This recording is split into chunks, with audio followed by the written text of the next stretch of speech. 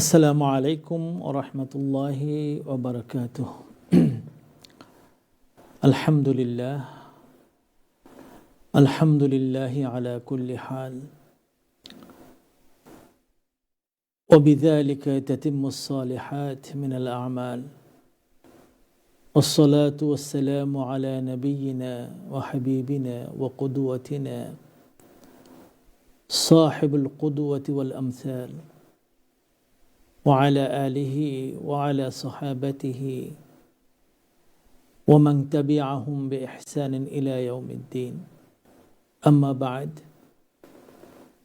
فأعوذ بالله من الشيطان الرجيم بسم الله الرحمن الرحيم ولا تهنوا ولا تحزنوا وأنتم الأعلون إن كنتم مؤمنين إن يمسسكم قرح فقد مس القوم قرح مثله وتلك الأيام نداولها بين الناس وليعلم الله الذين آمنوا ويتخذ منكم شهداء والله لا يحب الظالمين। সম্মানিত ভাই বোনেরা, যারা আমাদের কাছ থেকে অথবা বহুদূর থেকে কিংবা বিভিন্ন মিডিয়ার মাধ্যমে প্রোগ্রাম শুনছেন, দেখছেন, আল্লাহ তাআলার কাছে দোয়া করি আমাদের এই যে সময়টা আমরা এখানে দিচ্ছি শোনা বোঝার জন্য, আল্লাহ যেন বারাকা দান করেন। আমরা রমাদানের এমন এক সময়ে এখানে কোরআনের আয়াতগুলো নিয়ে আলোচনা করার জন্য একত্রিত হয়েছে, যখন পৃথিবীতে আমাদের নানা রকম সংকট এবং ভয়, তার সাথে সাথে উদ্বিগ্নতা আমাদের ছেয়ে বসেছে।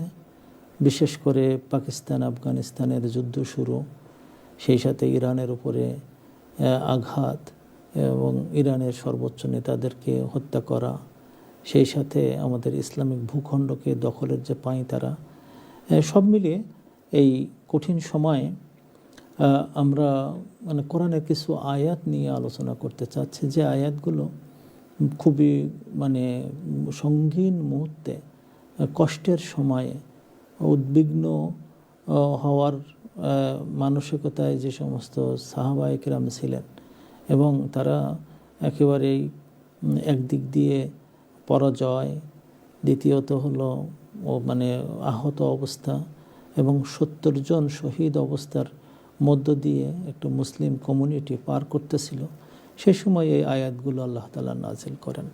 আমি বলছি উহুদ যুদ্ধের কথা। উহুদ যুদ্ধে দৃশ্যত আমাদের বিজয় এসেছিল, কিন্তু সাহাবায়ে কেরামের কিছু আল্লাহ রসুলের কথা না শোনার কারণে, সম্পূর্ণভাবে না শোনার কারণে শেষ পর্যন্ত আমাদের পরাজয় হয়। পরাজয়ের ফলশ্রুতিতে যে ঘটনাগুলো ঘটে, সেটা হলো যে মুসলিম উম্মাহ একেবারে ক্রাশড হয়ে যায় সাংঘাতিকভাবে, এবং একটা ট্রমা তাদের মধ্যে আসে, যে ট্রমা থেকে তারা উত্তরণ পাওয়ার মতন অবস্থা তাদের ছিল না। আমি আজকে যখন আমি আসছিলাম, তখন আমার আসলে মাথায় নিজেও চিন্তা করে পাচ্ছিলাম না যে আজকে আপনাদের সামনে কোরআনের কোন অংশটা নিয়ে আলোচনা করব। আমি জাস্ট এই মুহূর্তে আমার কাছে মনে হয়েছে যে এই আয়াতগুলো নিয়ে আলোচনা করি, কারণ এই আয়াতটা ওই সমস্ত সাহাবাদের মনের মধ্যে রেখাপাত করেছিল, যাদের মধ্যে 5টা দলে বিভক্ত হয়ে গিয়েছিল মানুষেরা ওই সময়ে। একদল, তারা উহুদ যুদ্ধের পরবর্তী সময় তারা দেখলো যে আল্লাহ রসুল সাল্লাল্লাহু আলাইহি ওয়াসাল্লাম বেহুশ হয়ে আছে, কিন্তু প্রচারিত হয়েছে আল্লাহ রসুল সাল্লাল্লাহু আলাইহি ওয়াসাল্লাম ইন্তেকাল করেছেন, মারা গেছেন। তো এই প্রচারের পরে তারা মনে করলো যে আর যুদ্ধ টুদ্ধ করে কি হবে, আসল ব্যক্তি যখন মারা গেছে তখন আমরা বসে যাই। মাথায় হাত দিয়ে বসে গেল। তারা আর মনে করলো যে আর কার জন্য যুদ্ধ করব, আমাদের এটা আর আমাদের দরকার নেই। এই দলকে আল্লাহ তাআলা খুব পছন্দ করেননি, খুব বেশি পছন্দ করেননি। দ্বিতীয় আরেকটা দল দেখা গেল ওই সময়, তাদের সংখ্যা 10 জনের মতন ছিল, যে তারা আল্লাহ রসুল সাল্লাহ সাল্লামকে ঘিরে দাঁড়ায় আছে এমনভাবে যে তার দিকে পিছনটা দিয়ে বুকটা শত্রুদের দিকে, যেখান থেকে মানে আসতেছিল, তীর আসতেছিল, আঘাত আসতেছিল, তরবারির আঘাত আসতেছিল, দিয়ে দাঁড়ালেন। এই চিন্তা করে যে আল্লাহ রসুল হয়তোবা জীবিত আছেন, তারা জানে মারা গেছেন, কিন্তু হয়তোবা জীবিত আছেন, কিন্তু তার লাশ যেন কেউ কিছু খারাপ না করে, তো সেইভাবে তারা দাঁড়াই গেছে। এবং পরে জানতে পারে যে আল্লাহ রসুল জীবিত আছেন, তখন আরও শক্তভাবে দাঁড়াই গেল যেন তার গায়ে যেন আর কেউ আঘাত না করতে পারে। এই 10 জনকে আল্লাহ তাআলা খুবই প্রশংসা করেছেন। এবং এদের মধ্যে থেকে এমনও ছিল যে জিয়াদ ইবনে সাকান, তার চোখ বর্ষার সাথে চোখ একটা বেরিয়ে আসে। তারপরে আল্লাহ রসুল তখন হুঁশ ফিরে আসছে, তো দেখলেন যে জিয়াদ বসে মতন পড়েছে, চোখ যেহেতু নিচে পড়ে গেছে। আল্লাহ রসুল তীর থেকে ওই চোখটা বের করে নিয়ে নিজে হাত দিয়ে তার চোখের মধ্যে ওই চোখটা আবার ফিরাই দেন। দিলে জিয়াদ বলেন যে আমি আগে যা দেখতে পারতাম তার চেয়ে আরও সুন্দর দেখা শুরু করছে। এমনভাবে আল্লাহ তাআলা রসুল এরকম দিয়েছেন। আবু তালহা সেদিন এমন অবস্থা, তালহা ইবনে উবাইদুল্লাহর অবস্থা এরকম হয়ে গেল যে তার সমস্ত শরীরে এত বেশি আঘাত আসে যে তার হাত একটা পক্ষাঘাতগ্রস্ত হয়ে গেছিল। এরকম মানে তারা নিজেদের দেহ মনকে এইভাবে প্রস্তুত করে ফেলছে যে আমরা মরে গেলেও যাব, কিন্তু আমাদের রসুলের গায়ে এক বিন্দু হাত দেব না। এই হলো দ্বিতীয় দল, এটাকে আল্লাহ তাআলা খুবই পছন্দ করলেন। তৃতীয় আরেকটা দল, তাদের সংখ্যাও খুব বেশি ছিল না, মাত্র মানে 10-12 জন লোক ছিল। তাদের এই দলের নেতার নাম ছিল সাআদ ইবনে রবিয়া।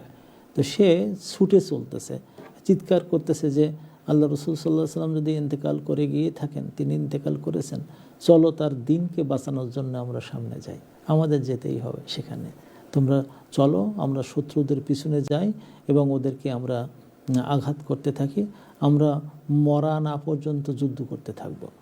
তো ছুটে যাচ্ছে তার সাথে 8-10 জন লোক। সাআদ ইবনে মুআজ দেখলেন যে সাআদ ইবনে রবি ছুটে যাচ্ছে, পথ আগলে ধরেছেন। কোথায় যাও? তুমি জানো না আল্লাহ রসুল ইন্তেকাল করেছেন, আমাদের পরাজয় আসছে, তোমরা যদি যাও নিশ্চিত মৃত্যুবরণ করবা। তো বলেছে মরব। তুমি জানো সাআদ, আমি এই উহুদ যুদ্ধের ওই পাশে আমার জন্য জান্নাতের যে জায়গা আছে, সেখানের যে জান্নাতের ঘ্রাণ যেটা আমার নাকে আসতেছে। তার মানে নিজের জীবনকে বিপন্ন করে দিনকে বাঁচানোর জন্য, আল্লাহ রসুলের আমানাতকে বজায় রাখার জন্য সামনে এগিয়ে যাচ্ছে। আল্লাহ তাআলা এদেরকেও অসম্ভব পছন্দ করলেন যে একেবারে সুন্দর কাজ করেছে। এই সময় আরেকটা দল দেখা গেল যে তারা পালানো শুরু করছে। এটা হলো চতুর্থ দল। তারা মনে করছে যে দুনিয়ায় আমরা তো আর বেঁচে থাকার মতন অবস্থা নাই, তো এখন একেবারে শেষ হওয়ার চেয়ে তারা কেউ ভালো মনে করে গেছে আর কেউ খারাপ মনে করে গেছে। ভালো মনে করে যারা পালাইছে তারা মনে করেছে যে অন্তত আমরা বেঁচে থাকি, তারপরে যে শত্রুদেরকে আমরা আবার পরবর্তী পর্যায়ে আমরা যুদ্ধ করবো। আর কিছু লোক মনে করেছে না, ঠিক মতো নবী নয়, সন্দেহ নিয়ে যে ঠিক নবী যদি হতো মা কতিল না হা হুনা, আমরা এখানে মরতামই না। হ্যাঁ, আল্লাহ তাআলা বলছেন যে তুমি হে রসুল বলে দাও, তোমরা যদি মারাত্মক সিন্ধুকের মধ্যেও যদি তোমরা থাকতে, তাহলেও তোমরা মরণের সম্মুখীন হতে। তোমরা এইভাবে ওই যার মধ্যে নেফাকি পেয়ে গেল। এই 4টা দলের বাইরে 300 লোক ছিল এরকম যে তারা যুদ্ধই আসেনি, তারা তার আগের থেকে পালিয়ে চলে গেছে। এই 5টা শ্রেণী মানে এখানে যুক্ত হলো। তার মধ্যে থেকে 3 শ্রেণী দেখা গেল যারা সন্দেহযুক্ত হয়, আল্লাহ রসুলের কথা শুনেনি। 2 নম্বর হলো যারা মুনাফিক হয়ে যায়, যারা আগের থেকে পালিয়ে চলে যায়। আর যারা মানে হতাশ হয়ে যায়। এই 3 শ্রেণীকে আল্লাহ তাআলা পছন্দ করেনি। তার মধ্যে একটা শ্রেণীকে একেবারেই পছন্দ করেনি এবং তাদেরকে কাফের এবং তারা আর কখনো ইসলামে আসতে পারবে না, তাদেরকে জাহান্নামের সর্বশেষ জায়গায় জ্বলতে হবে, এই কথা আল্লাহ তাআলা ঘোষণা দিয়ে দিলেন। এরা মুনাফিক।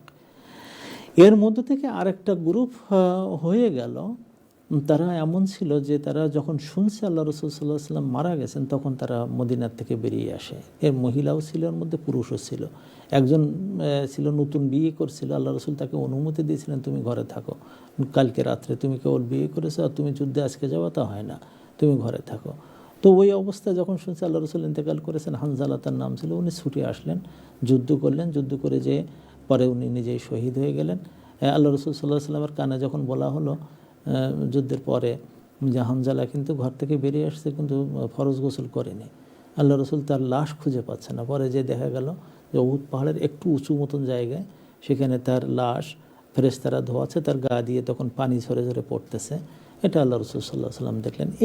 এই ধরনের লোক, একজন মহিলা ছুটে আসছেন, তার একটা মাত্র কথা যে আমার রসুলের কি হয়েছে, বলো কি হয়েছে আমার রসুলের, তিনি কি এখনও জীবিত আছেন কি না। তো রাস্তা দিয়ে আসতে আসতে লোকজন বলছে যে তোমার ভাই আবদুল্লাহ ইবনে জাহাশ তো মারা গেছে। আরও যে সামনে এসে বলে তোমার মামা হামজা ইবনে আব্দুল মুত্তালিব তো মারা গেছে। তারপরে আর একটু সামনে এসে বলে তোমার স্ত্রী, তোমার স্বামী মুসআব ইবনে উমাইর তো মারা গেছে। ওই যতবার যার দুঃসংবাদ শোনে তখন সেই বলে দেয়, তখন সে বলে যে মানে আমার কোনো যায় আসে না, বলো আল্লাহ রসুল কেমন আছে। তারপরে ভিড় ঠেলে যখন দেখে যে আল্লাহ রসুল ওখানে আছে, জিজ্ঞেস করলেন আমাদের রসুল কি জীবিত আছেন। ওরা বলে হ্যাঁ, তুমি চিন্তা করো না, জীবিত আছেন। এরপরে যে উনি বলছেন যে আমাকে একটু দেখতে দাও। আল্লাহ রসুলকে দেখার পরে, আল্লাহ রসুলের সাথে কথা বলার পরে উনি বলে ফেললেন কুল্লু মুসিবাতিন বা'দাকা জালালুন ইয়া রাসূলুল্লাহ। আপনার জীবিত থাকা এই দৃশ্যটা দেখেই আমার যাবতীয় দুঃখ বেদনা যা ছিল ইয়া রাসূলুল্লাহ সব চলে গেছে। এই ধরনের লোকদেরকেও আল্লাহ তাআলা প্রশংসা করেছেন। তাহলে এই যে বিপদের দিনে মুসলমানদের মধ্যে যে কমিটমেন্ট এবং নিষ্ঠা, সেইটাই আল্লাহ তাআলা পছন্দ করেন। বিপদের সময় যারা মাথায় হাত দেয় তাদেরকে আল্লাহ তাআলা পছন্দ করেন না। বিপদের সময় যে কনফিউজড হয়ে যায়, ইসলামের ব্যাপারে কনফিউজড, মুসলমানদের ব্যাপারে কনফিউজড, শত্রুদের ব্যাপারে গ্লোরিফাই করে, শত্রুরা এই করেছে তা করেছে, এত ভালো তত ভালো, এরকম করে, এদেরকে আল্লাহ তাআলা অপছন্দ করেছেন। আর যারা এই ধরনের যুদ্ধে যাবে না বা এই ধরনের জায়গায় যাবে না ঘোষণা দিয়ে দেয় এবং এই যাওয়াটা অন্যায় মনে করে, আল্লাহ তাআলা তাদেরকে মুনাফিক ঘোষণা দিয়েছেন। তো আল্লাহ তাআলা এই যে মানে উহুদ যুদ্ধের এই যে মানে কনসিকুয়েন্সেস, এই যে ফলাফলের পরে এই আয়াতগুলো নাযিল করেন। তো এখন বুঝেন যে কোন শ্রেণীকে তিনি এখন লক্ষ্য করে বলতেছেন।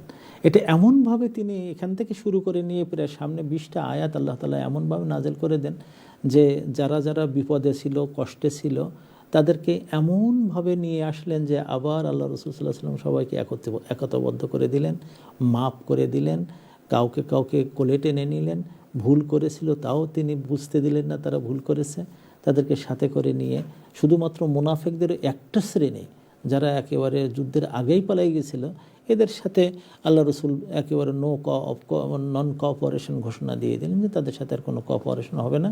তবে তিনি তাদেরকে তাদের মারেননি, তাদেরকে হত্যা করেননি। মানে সমাজে বসবাস করতো কিন্তু মুনাফিক তকমা নিয়ে বসবাস করতো। আর সবাইকে আল্লাহ তাআলা রিকনসিলিয়েশন করলেন এবং তারা আবার একীভূত হয়ে গেল, সুন্দর হয়ে গেল। তো এখানে যেসব আয়াতগুলো তখনকার সমাজে মানুষের মনগুলোকে কমফোর্ট দিয়েছিল, সুন্দর করে দিয়েছিল, সেই আয়াতগুলো আমি আজকে আলোচনা করব ইনশাআল্লাহ। কারণ আমাদের গায়ে এখন মনে দগদগে ঘা, কালকে রাত্রে থেকে গত পরশু দিন থেকে যে মানে পাকিস্তান সীমান্তে যে যুদ্ধ, আফগান সীমান্তে যে যুদ্ধ, সেখানে প্রায় ধরেন 300-400 মানুষ মারা গেছে। আর আজকে এ পর্যন্ত ইরানে তো অনেক লোক, এখন হতাহতের সংখ্যা সম্পূর্ণ জানা যায়নি, তো প্রাইমারি মানে স্কুলের মধ্যে যে মানে বোমা ফেলেছে সেখানে যে বাচ্চারা মারা গেছে, সেই সাথে আরও যে সমস্ত নেতারা মারা গেছে। এই মরণের পরে এই আয়াতগুলো আমাদের মনের মধ্যে কিছু হলেও সান্ত্বনা দেবে। আল্লাহ তাআলা বলছেন ওয়ালা তাহিনু ওয়ালা তাহজানু ওয়ালা তাহিনু, তোমরা হীন হইও না, তোমরা নিজেদেরকে তুচ্ছ মনে করো না, তোমরা নিজেদেরকে ছোট মনে করো না, তোমরা শেষ হয়ে গেছো এইরকম মনে করো না। ওয়ালা তাহজানু, এবং অতীতে যা কিছু হয়েছে তার জন্য তোমরা আফসোস করো না। মানে তাহজানু শব্দটা আসে ওই সমস্ত ক্ষেত্রে যেটা অতীতে কোনো ফেলিয়ার ছিল, কোনো আমি অ্যাচিভ করতে পারিনি, আমার যা দরকার ছিল আমি নেওয়ার চিন্তা করেছিলাম তা পাইনি, সেই ক্ষেত্রে যে আফসোসটা আসে, এটাই আল্লাহ তাআলা বলছেন তোমরা দুর্বল হয়ে যেও না, মনের দিক দিয়ে তোমরা ইনফেরিয়রিটিতে তোমরা ভুগো না, অথবা তোমরা দুশ্চিন্তাগ্রস্ত হয়েও না। কারণ কি, যারা ঈমান আনে তাদের ব্যাপারে আল্লাহ তাআলা চিরচরিত চিরাচরিত নিয়ম হলো এবং এটা পলিসি, এটা সিস্টেম, আল্লাহ তাআলার সুন্নাহ, এই যে ওয়া আনতুমুল আ'লাউনা ইন কুনতুম মুমিনিন, তোমরাই বিজয়ী হবে, তোমরাও উপরে উঠবে, হ্যাঁ, মানে যদি তোমরা ঈমানদার হও। এই কথাটার মধ্যে মানে মানে আমাদের আমাদের জীবনের বিজয় বা আমাদের জীবনের সার্থকতা কিন্তু নিহিত রয়েছে। আমরা যদি ঈমানদার হই আর ঈমান থাকে, তাহলে আমরা কোনো জায়গায় কিন্তু লুজ করব না। আমাদের লুজ করার তেমন কিছুই নাই। আমাদের যদি দুনিয়ায় আমাদের টাকা পয়সা না হয়, আমাদের জান্নাত থাকবে। আমরা যদি শহীদ হয়ে যাই, আমাদের মানে মানে অসীম সীমাহীন নেয়ামত আমাদের সামনে থাকবে। আমরা যদি মানে ক্ষতিগ্রস্ত, কপর্দকহীন হয়ে যায়, আমরা যদি ক্ষতিগ্রস্ত হয়ে যাই, আমরা যদি পরিবার হারিয়ে ফেলি, আমাদের যদি ক্ষতি হতে হতে হতে হতে একেবারে শেষ হয়ে যায়, আল্লাহ তাআলা বলেন যে আমি তোমাদের পাশে আছি, আমি তোমাদের সাথে আছি। ইন্নাল্লাহা মা'আস সাবিরিন, আল্লাহ তাআলা আমাদের সাথেই থাকেন তখন। এই যে বিষয়টা, এবং আল্লাহ আমাদেরকে বিজয় করেই ছাড়বেন, বিজয় এই দুনিয়াতে এবং বিজয় আখিরাতে। আল্লাহ তাআলা আমাদেরকে উঁচু করেই ছাড়বেন। তো আমরা ইনশাআল্লাহ ছোট্ট একটা ব্রেকের দিকে যাচ্ছি। ব্রেকের পর থেকে ফিরে এসে ইনশাআল্লাহ এই আয়াতগুলোকে আমরা বেশি ব্যাখ্যা করার দরকার হবে না, কারণ বর্তমান সিচুয়েশনে আয়াতগুলো এত ক্লিয়ার যে ইনশাআল্লাহ আমাদের মনের মধ্যে একটু শান্তি দেবেন আল্লাহ তাআলা। ততক্ষণে আপনার ভালো থাকবেন, আমার সাথেই থাকবেন ইনশাআল্লাহ। কিছুক্ষণ পরে ফিরে আসতেছি ইনশাআল্লাহ তাআলা। يا أمتي القرآن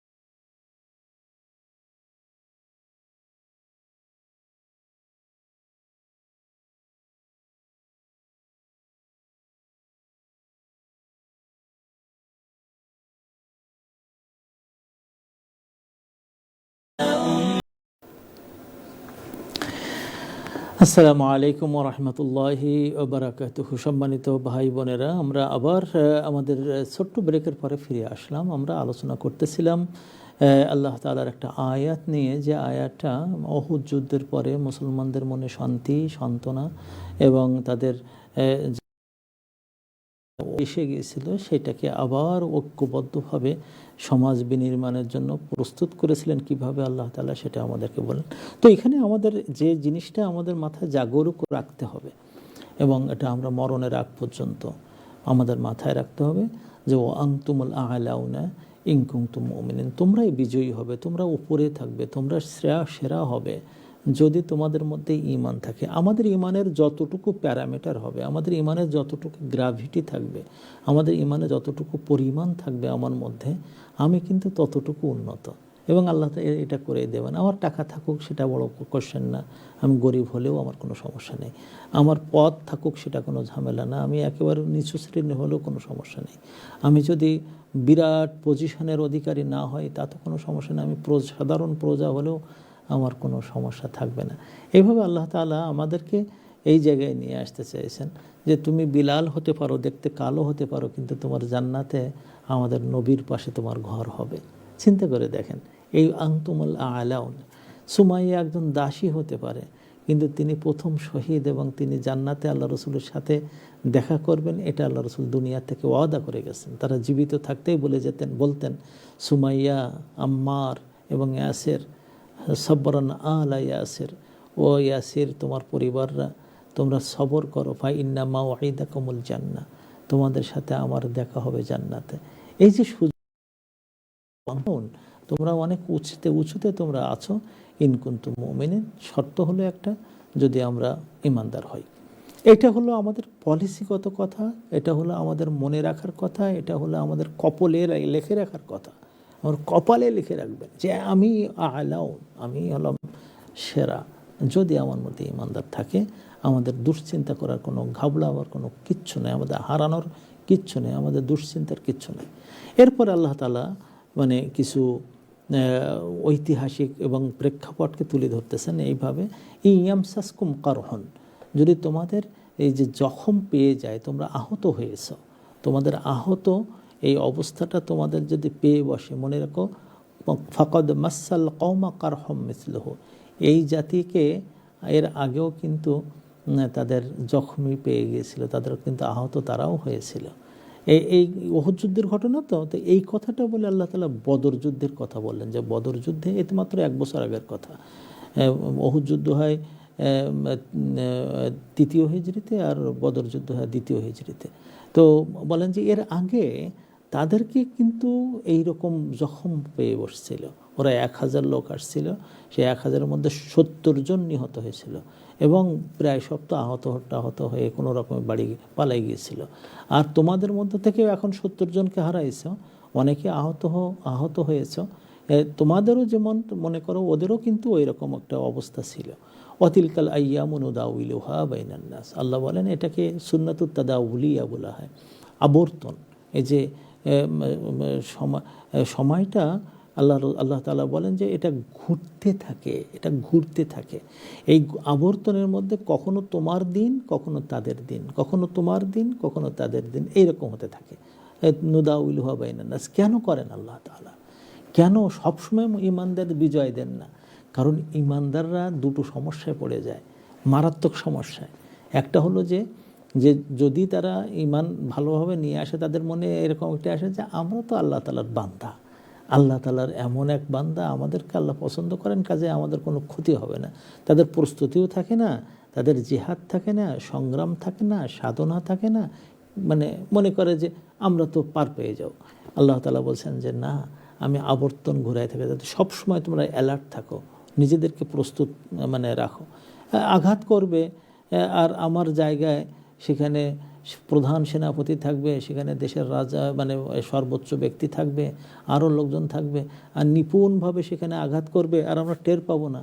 ইসলামের মধ্যে কিন্তু এইরকম সিস্টেম নেই। আল্লাহ রসুলের জীবনে এরকম ছিলই না, কোনো সময় এরকম ছিলই না। আল্লাহ রসুল এত স্মার্ট ছিলেন তার সময়ে, যে কোন দিক দিয়ে শত্রু আসতে পারে তাও তিনি টের পেতেন। উনি উহুদ যুদ্ধে যখন সেনাবাহিনীকে সাজাচ্ছিলেন, তখন একটা জায়গায় দেখে বলছেন এই জায়গাটায় দাঁড়ায় থাকতে হবে একজনকে, তাদের সাথে আরও 40 বা 50 জন লোক দিয়ে দিলেন যে তোমরা এই জায়গার থেকে সরবাই না, কারণ তিনি জানেন যে খালেদ বিন ওয়ালিদ আছে ওই পক্ষে, আর সে জানে যে পিছন এই যে জায়গার থেকে যদি পিছন দিক থেকে ঢোকে তাহলে আমাদেরকে মেরে ফেলবে, ওই দিক থেকে মারবে, এই দিক থেকে মারবে। আল্লাহ রসুল এত মানে বিজ্ঞানময় ছিলেন, এত বিচক্ষণ ছিলেন, এত মানে ফার সাইটেড ছিলেন, মানে মানে দূরের চিন্তা করতে পারতেন। তো এইটাই আল্লাহ তাআলা বলছেন যে মানুষের সময়ের আবর্তন ঘটাই ছাড়বো, কখনো বিজয় আসবে, কখনো পরাজয় আসবে। এটা আমি কেন করি? কারণ আমি জানতে চাই ওয়ালিয়া'লাম আল্লাহুল্লাযীনা আমানু, আমি দেখতে চাই যে ঈমান কার পুরোপুরি আছে। আপনারা দেখেন গত এই কয়েকদিনের ঘটনার পর থেকে যারা মারতেছে, যারা মরতেছে, যারা মারতেছে এবং যারা মরতেছে, এদের মধ্যে থেকে কিন্তু ঈমানের অবস্থা কিন্তু প্রকাশিত হচ্ছে, এবং যারা বেঁচে থাকতেছে এবং যারা সামনে এগোচ্ছে এদের মধ্যে ঈমানের চেতনাটা খুবই স্পষ্ট দেখা যাচ্ছে। যে আমরা কি আমাদের যারা শত্রু আছে, শত্রুদের হাতে কি আমরা পর্যুদস্ত হব, নাকি আমার সর্বশেষ শক্তি ব্যয় করে আমার দেশকে, আমার সমাজকে, আমার রাষ্ট্রীয় মানুষদেরকে এবং রাষ্ট্রীয় বিভিন্ন স্থাপনাকে আমাকে ঠিকমতো রাখতেই হবে, সামনে এগিয়ে যাব না বসে পড়ব, না আমরাও বুক চাপড়াতে চাপড়াতে কাঁদতে কাঁদতে আমরা এখানে মরে যাব? না, মুসলমানদের কাছে এরকম হয় না। আল্লাহ তাআলা বলছেন যে তোমাদের মধ্যে যারা ঈমানদার আমি তাদেরকে দেখতে চাই, এই ঈমানের খাতায় তোমার কতটুকু সুন্দর নাম লেখা আছে, নাকি এটা মলিনতাযুক্ত নাম, নাকি এটা নেফাকিযুক্ত নাম, আমি দেখতে চাই। আর কি ওয়াইত্তাখিযা মিনকুম শুহাদা, এবং আমি শহীদ গ্রহণ করতে চাই। দেখুন আল্লাহ তাআলা এই যে শহীদ গ্রহণ করতে চাই, এই কথাটার মানে কি? আল্লাহ তাআলা দেখেন দুনিয়াতে যে সমস্ত মানুষের নাম শাহাদাতের খাতায় লেখা আছে, যারা আমরা মোটামুটিভাবে মনে করি শহীদ, তাদেরকে দেখলে কিন্তু বোঝা যায় যে এরা আল্লাহ তাআলার খুবই প্রিয় পাত্র। আমাদের বাংলাদেশে একজন বড় শায়েখ ছিলেন মাহমুদ মুস্তফা আল মাদানী রহমতুল্লাহ আলাইহি। উনি আমাদের এক ভাইকে ঢাকা ইউনিভার্সিটিতে পিটিয়ে পিটিয়ে মারছিল তুফাইল আহমদরা, একেবারে পিটিয়ে পিটিয়ে মারছিল। তো তার এই মানে বাইতুল মুকাররমে তার যখন জানাজা পড়তে আসছিলেন শেখ মাহমুদ মুস্তফা আল মাদানী, উনি তখন বলছিলেন যে তোমরা মনে রেখো যে পৃথিবীতে যে সমস্ত ফুলগুলো বেশি সুন্দর লাগে সেগুলো মানুষ চায় যে ওই ফুলগুলো তুলে তুলে নিয়ে সে একটু নিজে গন্ধটা ভোগ করবে অথবা হাতে শোভা পাবে। আল্লাহ তাআলা এরকম পৃথিবীতে যখন বিপদের সময় আছে তখন এখন বাছাই করা লোকদেরকে আল্লাহ তাআলা শহীদ হিসেবে নিয়ে নেন। শহীদ কেন? তারা সাক্ষ্য দেবে যে আমি, আমার পজিশন ছিল, আমার টাকা পয়সা ছিল, আমার শক্তি ছিল, তারপরেও কিন্তু আল্লাহর পথে আমি সর্বশেষ মুহূর্ত পর্যন্ত আমি আল্লাহর পথে লড়াই করেছি। এবং এই শাহাদাতের এই যে অবস্থাটা এরকম হয় যে তাদেরকে আল্লাহ তাআলা ওদের সাক্ষ্য হিসাবে মানুষের সামনে তুলে ধরবেন। তুমি আব্দুস সালাম দেখো তো কীভাবে পালাই চলে গেছে, অথচ তোমার পাশে একজন কিভাবে আত্মাহুতি দিয়েছে, কিভাবে ইন্তেকাল শহীদ হয়েছে, কিভাবে মারা গেছে, তুমি এটা এই সাক্ষ্যটা তাদেরকে দিয়ে করাবেন। যে সমাজের একেবারে এমন এক যুবক ছিল সুঠাম দেহী, আরে বাবা, তার হাঁটা চলার ভাব দেখলে মেয়েরা, ছোট ছোট বাচ্চারা তার হাঁটার অনুকরণ করত, গায়ে যে পোশাক পরতেন সেই পোশাক মানুষ কেনার চেষ্টা করত। তিনি জীবনে কোনো দিন এক পোশাক 2 দিন পরেননি, এমন একজন সুঠাম দেহের 17 বছরের যুবক ইসলাম গ্রহণ করে। মুসআব ইবনে উমাইর নাম ছিল তার। এরপরে মানে তিনি এই মানে ধনী মানে এত ধনী ছিলেন যে গোটা মক্কার মধ্যে তার মতো ধনী আর কেউ ছিল না, অসম্ভব ধনী মানুষের ছেলে। তো এই ধনী মানুষটা যখন ইসলাম গ্রহণ করে একেবারে ফকির হয়ে যান। তার হাতে আল্লাহ রাসূল সাল্লাল্লাহু আলাইহি ওয়াসাল্লাম উহুদের প্রান্তরে উনি তার হাতে একটা পতাকা দিয়ে দেন। এইটা হলো জাতীয় পতাকা, ইসলামের পতাকা, উম্মতের পতাকা, কোরআনের পতাকা তোমার হাতে দিয়ে দিলাম। উনি সেই পতাকা নিয়ে সামনে যাচ্ছেন, যুদ্ধ করছেন, পতাকা ধরে রাখছেন। এক পর্যায়ে ওই পতাকা পড়ে যাওয়া মানে হলো যুদ্ধের পরাজয় আসা। তো তার ডান হাতে পতাকা ছিল, যখন ডান হাত কেটে দিয়েছে উনি বাম হাত দিয়ে ধরেছেন, বাম হাত কেটে দিয়েছে তখন উনি দাঁত দিয়ে ধরেছেন, মুখে মারছে তখন 2 পায়ের মাঝখান দিয়ে ধরেছেন, যখন পায়ে আঘাত করে ফেলাই দিয়েছে তখন উনি পড়ে যেয়ে তারপরে পাশের সাহাবীকে বললেন, আল্লাহ রসুলকে তুমি যে বলো যে আমি মরণের আগ পর্যন্ত এই পতাকা ধরে রাখার চেষ্টা করেছি। এটা শহীদের অর্থ হলো এই জায়গাটা, যে তারা শাহাদাতের নজরানা দিয়ে আল্লাহ তাআলার কাছে এইভাবে তারা সাক্ষ্য দেয় যে আল্লাহ, আমি তোমার জন্য দিনকে বুলন্দ রাখার জন্য, দিনকে হেফাজত করার জন্য, দিনকে পরবর্তী জেনারেশনের কাছে পৌঁছে দেওয়ার জন্য নিজের জানকে আমি তুচ্ছ মনে করেছি। ওয়াত্তাখিযা মিনকুম শুহাদা, আল্লাহ তাআলা শহীদ গ্রহণ করেন। বর্তমান জামানায় আপনি ওই শহীদটার কথা মনে পড়ে আমার বারবার। সিরিয়ার একটা ছেলে, তাকে যখন মারা হলো তখন একটু হুঁশ ছিল, তার হুঁশ ছিল। তো তার আত্মীয়দের বাবা মা মারা গেছে, সেও এরকম। তো সে তখন তার আত্মীয় যে তোমরা যে আমার কষ্ট দিছো, তো এই কথাটা আমি আল্লাহর কাছে যে নালিশ করব। এই যে চেহারাটা, মতন সুন্দর চেহারা, এই কথাটা বলে গেছে, এটা যখন মানুষের কানে কানে যায়, তখন তো সে মানুষ আর শুয়ে থাকতে পারে না, বসে থাকতে পারে না, সে তো এগিয়ে যায়। আপনারা জানেন ইতিহাসে মুতাসিম নামে একজন আব্বাসী যুগের খুব নামকরা খলিফা ছিলেন, খুব নাম করে। তবে ওই মট্টাত খেত আর আনন্দ করে বেড়াতো। তার সময় আম্মরিয়া নামে একটা জায়গা আছে সিরিয়ার ঘাঁটি একটা। তো সেখানে যুদ্ধ হয়। যুদ্ধে তারই বংশের এক মেয়েকে, কুরাইশ বংশের এক মেয়ে, আল্লাহ রসুলের বংশের মেয়ে, তাকে ধরে নিয়ে যায় খ্রিস্টানরা এবং ধরে তার সাথে খুব খারাপ আচরণ করে। তো ওখান থেকে চিৎকার করে উঠছিল, ওয়া মুতাসিমা, ও গো মুতাসিম। তার এই কথা শুনে একজন লোক আর নিজে থাকতে পারেন, ওখান থেকে ছুটে আসছে মুতাসিমের দরবারে, এসে বলে শিগগির আমাকে যেতে দাও। মুতাসিম তখন মদ খাচ্ছিল, বলে মদটাত খাওয়া কিচ্ছু বুঝে না, ছেড়ে দাও, তার কাছে যাও। যে তারও বলছে যে আপনার বংশের, কুরাইশ বংশের, আপনারই বংশের এক মেয়েকে ধরে নিয়ে গেছে এবং সে ওখান থেকে চিৎকার করে বলেছে ওয়া মুতাসিমা। তখন বলে বলো কি? উনি হাতের থেকে পেয়ালা ছুড়ে দিলেন, উনি বেরিয়ে পড়লেন এবং সেনাবাহিনী নিয়ে যুদ্ধ করলেন, যুদ্ধে যে জয়লাভ করলেন। এই যে ডাকটা আসে শহীদদের, এই ডাকটা আসে, এই ডাকটা শোনার দরকার। এখন এই যে স্কুলে যে বাচ্চাদেরকে মেরে ফেলা হলো, এই যে আল্লাহ রসুলের বংশধর একজন নেতাকে মারা হলো, তারপরে বিভিন্ন জায়গায় যে যাদেরকে মারা হচ্ছে, এই শহীদদের আর্তনাদগুলো এই শহীদ উঠায় নেন। দুটো জিনিস দেখতে, যে এর পরেও যদি কারোর মনের মধ্যে আসে এই ব্লেম যে মুসলমানরা ওদের আরও মরা দরকার। আজকেই আমার সাথে একজন বলছে, আব্দুল সালাম, আমার কাছে মনে হয় এদের আরও মারা দরকার। আমরা আস্তাগফিরুল্লাহ, মানুষ ঘুমাতে পারতেছে না আর আপনি বলেন এদের আরও মারা দরকার। আপনার দুনিয়াকেও আছে। এরপরেও যদি কারোর মধ্যে ইসলামের সাড়া না জাগে, এরপরেও যদি কারো পকেট ভরে দান করার আকাঙ্ক্ষা না জাগে, এরপরেও যদি কেউ ইসলামকে অনেক উঁচুতে নিয়ে যাওয়ার জন্য নিজের মাল, নিজের সন্তান, নিজের পরিবার, নিজের সব কিছুকে আল্লাহর পথে দান করার ব্যাপারে আকাঙ্ক্ষা না জন্মে, তার জালেম। আল্লাহ বলেন আল্লাহু লা ইউহিব্বুয যালিমিন। আর মনে রেখো, আল্লাহ তাআলা কোনো জালেমকে পছন্দ করেন না।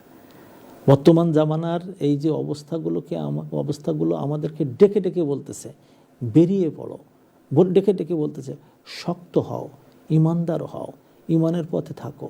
আপনি জানেন যে আপনার যে নামটা দেওয়া হয়েছে, আপনি যতই ইসলাম মানেন আর না মানেন, অনেকেই মনে করে যে আমি দেখতে তো ফিরিঙ্গিদের মতন, আমাদের দেখতে তো আমার দাড়ি নেই, চুল থাকে, আমার ধরবে না, আমি দিন মানি না। কি বলেন আপনি?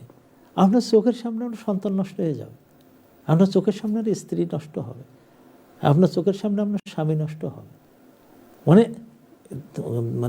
আল্লাহ তাআলা বলেই দিয়েছেন আল্লাহু লা ইউহিব্বুয যালিমিন। এই ক্ষেত্রে যদি তোমরা না দাঁড়িয়ে যাও, ইমানের মধ্যে তোমরা যদি না ফিরে আসো, ইমানকে শক্তভাবে তোমার হৃদয়ের মধ্যে না ধরে রাখো, মনে রেখো তুমি একজন জালেম এবং তোমাকে আল্লাহ তাআলা পছন্দ করেন না। কেন আল্লাহ তাআলা এরকম তাদাউল করেন? একসময় বিজয়, একসময় পরাজয়, দুটো কারণ আগে বর্ণনা করেন। যাতে আমি ইমানদারকে দেখতে চাই, ইমানদার, আর দেখতে চাই, আমি নিতে চাই কিছু শহীদ। 3 নম্বর, ওয়ালিইউমাহহিসাল্লাহুল্লাযীনা আমানু, যারা ইমানদার হয়েছে, ইমানের পর্যায়টা কতটুকু, নিচের জায়গায় না উপরের জায়গায়? দেখেন, আমার তো মনে হয়েছে যে যতটুকু আমি অনলাইনে গেছি বিভিন্ন জায়গায়, সারা দুনিয়ায় যেভাবে মানুষরা জেগে উঠেছে, বিভিন্ন জায়গায় মানে আমেরিকার এমবেসির সামনে মিছিল করেছে, হ্যাঁ এটা করেছে। এখন এই যে এটা কারণটা কি? কারণ হলো ইমানের মধ্যে একটা জোয়ার আসে। আল্লাহ তাআলা এটা পরীক্ষা করতে চান যে কার ফাইমাহিসাল্লাযীনা আমানু, আল্লাহ তাআলা পরীক্ষা করতে চান, তামহিস করতে চান। তামহিস শব্দের অর্থ হলো এই যে ধরেন যদি আপনি কোনো জিনিস কেনেন, ফল কেনেন, তো ফল কেনার পরে দেখলেন যে অনেকগুলো ফল, তো ওর মধ্যে থেকে ভালো ফল মন্দ ফল একটু আলাদা আলাদা করেন। এই আলাদা করার নাম হলো তামহিস। কোন ক্রাইটেরিয়াতে আলাদা করেন? যেটা ভালো, সব দিক দিয়ে ভালো, একেবারে দেখতেও ভালো, লাস্টিংও করবে, খাইতে ভালো, আর একটু পচা পচা আছে, একটু শুকিয়ে গেছে। তো এইভাবে ক্রাইটেরিয়া দিয়ে আলাদা করা, এমনি এমনি আলাদা না, ক্রাইটেরিয়া যে কার ইমানটা কত মজবুত, আল্লাহ তাআলা তাদেরকে দেখতে চান। হ্যাঁ, কিন্তু তিনি সিদ্ধান্ত নিয়েছেন, তার এটা সিদ্ধান্ত। কি সিদ্ধান্ত? ওয়াইয়াম হাকাল কাফিরিন, কাফেরদের রুটকে আনরুট করে দেবে, আপরুট করে দেবে। ওটা এমন করে দেবে যে একেবারে মূল থেকে ওদেরকে তুলে ফেলবে, শেষ করে দেবে। এইটাই হলো আল্লাহ তাআলার ইচ্ছা, এবং হয়ে যায়। আপনারা দেখেন গত এখান থেকে 200-300 বছর আগের থেকে যদি মুসলমানদের ইতিহাস দেখেন, আমাদের যখন পতন শুরু হয়, পতন শুরু হতে হতে এখান থেকে 100 বছর আগ পর্যন্ত আমরা একেবারে পতনের শেষ সীমায় চলে গেছিলাম। এরপরে আল্লাহ তাআলা একটা দুটো করে দেশ আবার আমাদেরকে স্বাধীন করার তৌফিক দান করেন। এরপরে গত 100 বছরের মধ্যে 42-43টা মুসলিম দেশ আল্লাহ তাআলা আমাদের হাতে উপহার দিয়েছেন। মুসলিম দেশ, তারা স্বাধীন, কিন্তু স্বাধীন মুসলিম দেশ হিসেবে আল্লাহ তাআলা আমাদেরকে দিয়েছেন।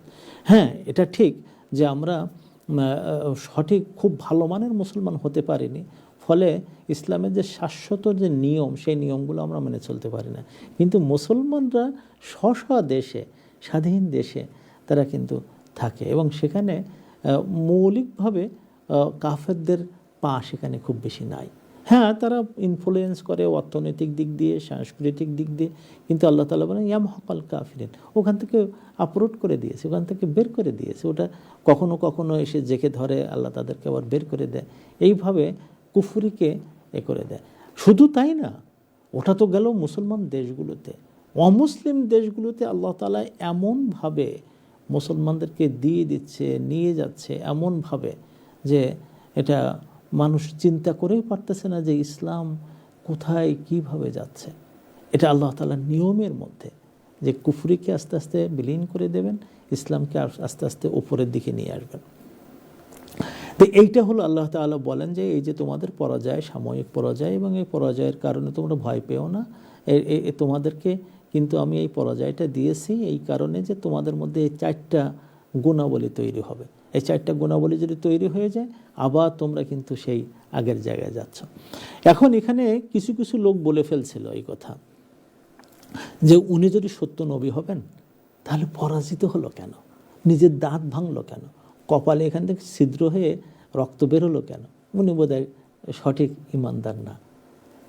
এইরকম কেউ সন্দেহ করে ফেললো, একদম সন্দেহ করে ফেলছে। কিছু কিছু লোক এর দ্বারা প্রভাবিত হয়ে বলতেছে তাই তো, হ্যাঁ তা বোধহয় হতে পারে।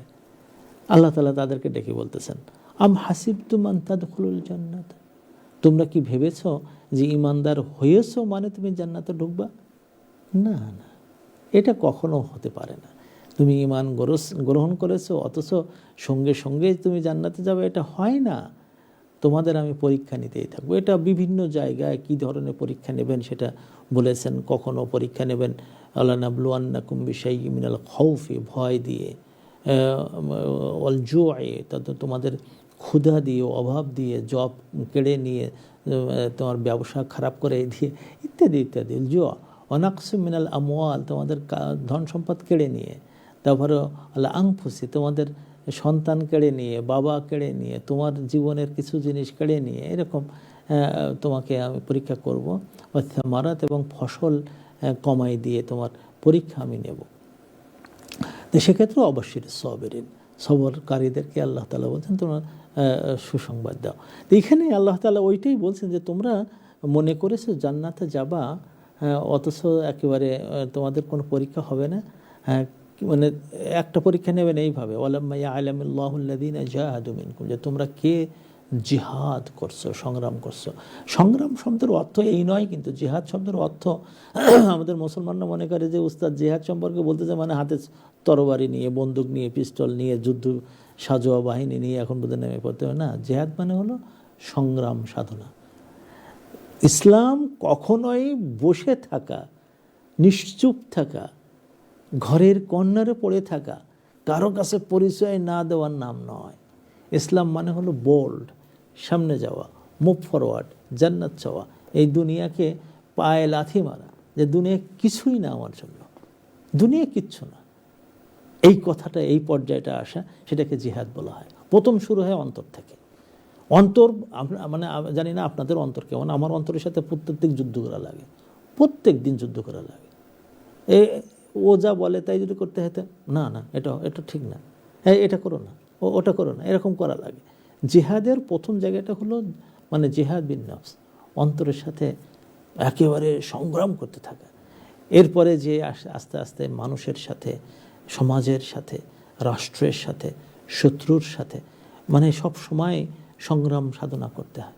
একেবারে এমন এক স্ত্রী পেয়েছে যে স্ত্রী তাকে ভালো হতে দিচ্ছে না, অথবা এমন এক স্বামী পেয়েছে যে স্বামী তাকে ভালো হতে যেতে দেয় না, সংগ্রাম করা লাগে। এমন এক পরিবারে গেছে, সেই পরিবার একদম নষ্ট, সংগ্রাম করা লাগে। এমন এক সমাজে সে থাকে যে সমাজে প্রত্যেকটা মুহূর্ত মদ, নারী, খারাপ কাজ, সংগ্রাম করা লাগে। এমন রাষ্ট্রে গেছে যে রাষ্ট্র তাকে সবসময় বিপদের মধ্যে ধরে রাখছে, সংগ্রাম করা লাগে। এমনও হতে পারে যে তার জীবন শেষ করার জন্য চেষ্টা করা হবে, তখনও নিজেকে, ইসলাম এইটা কখনো বলিনি যে তোমাকে কেউ মারতে আসলে যদি এক গালে চড় মারে তা আরেকটা গাল পেতে দাও, সেখানেও যেন একটা ঘুষি মারে না। ইসলাম বলে যদি কেউ মারতে আসে, হাত স্টপ করে দাও, হাত ধরো। আর তো এই করতে যেয়ে তোমাকে যদি মরে যেতে হয়, তুমি শহীদ। আর যদি তুমি কাউকে মারো তোমার নিজের অস্তিত্ব রক্ষার্থে, তাহলে তুমি হত্যাকারী নও।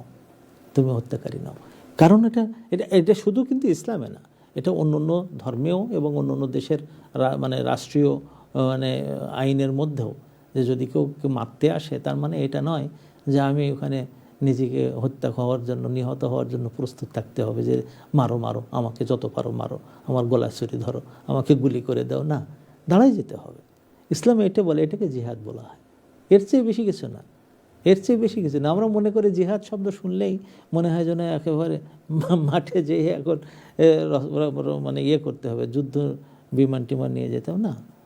সংগ্রাম মানে নিজের আত্মকে, নিজের দিনকে, নিজের বংশকে, নিজের সম্পদকে, নিজকে, নিজের দেশকে রক্ষা করার জন্য আমার এমনও হতে পারে যে আমার হাতে অস্ত্র নেওয়া লাগতে পারে, কিন্তু সেটা ইসলামে খুব সামান্য ঘটে থাকে। সামান্য কয়টা বা ইসলামের ইতিহাসে এরকম কতবার অস্ত্র নিতে হয়েছে, না, বেশি তো আর না।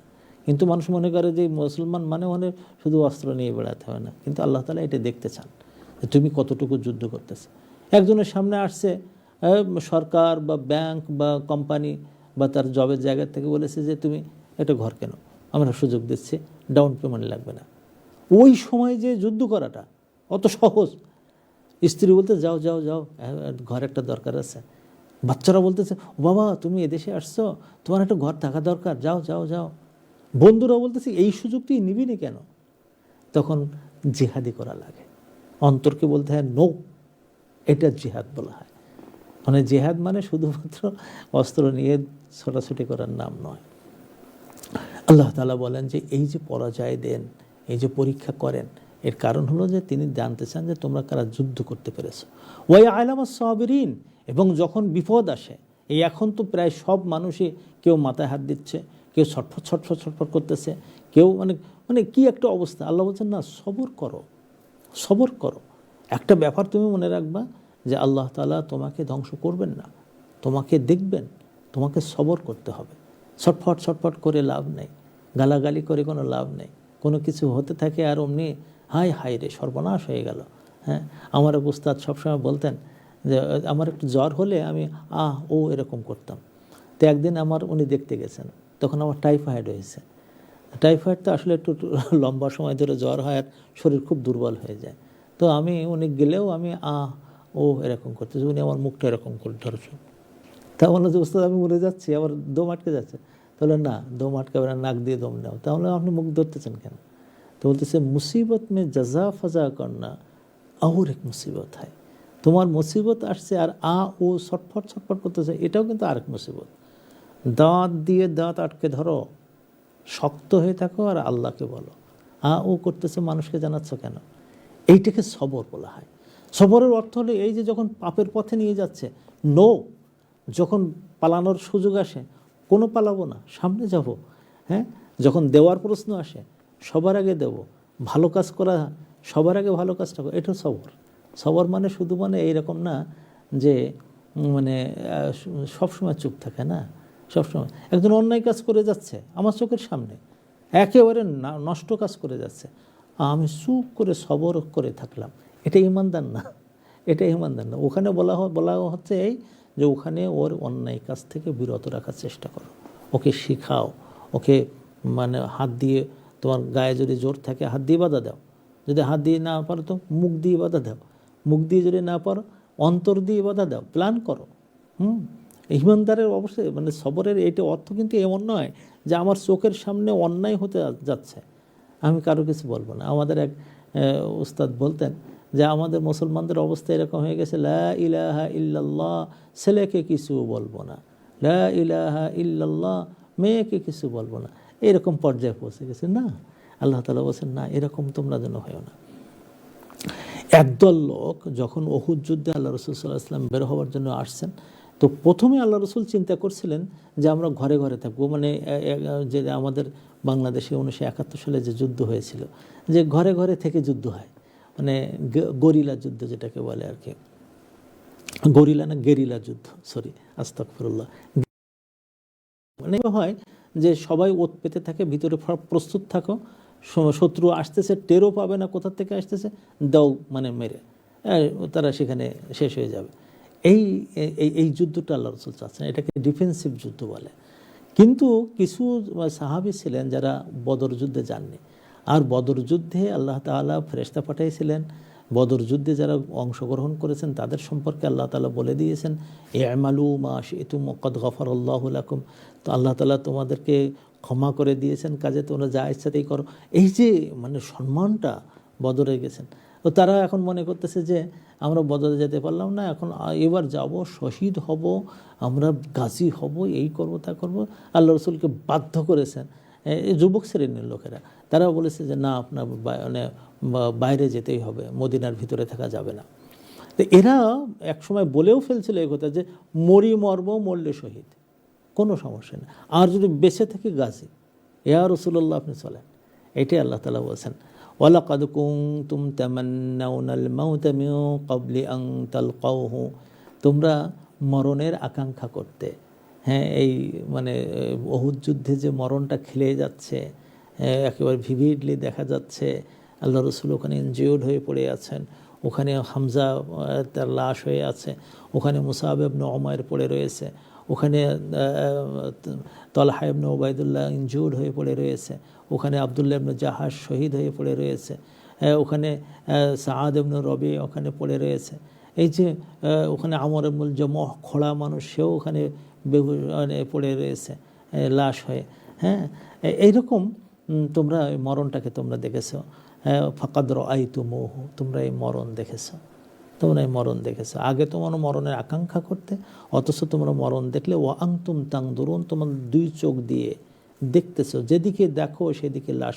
70 জন শহীদ হওয়া, 70 জন, ওয়া আনতুম তানদুরুন।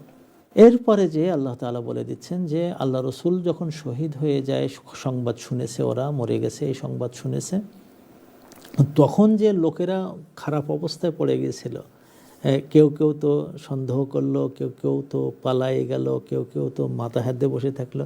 এই 3 শ্রেণীকে লক্ষ্য করে বলছেন আল্লাহ তাআলা, ওয়ামা মুহাম্মাদুন ইল্লা রাসূল, মুহাম্মদ সাল্লাল্লাহু আলাইহি ওয়াসাল্লাম রসুল ছাড়ার কেউ না, কদ খালাত মিন ক্বাবলিহির রুসুল, তার আগে অনেক রসুলগণ চলে গেছেন, অনেক রসুলগণ চলে গেছেন।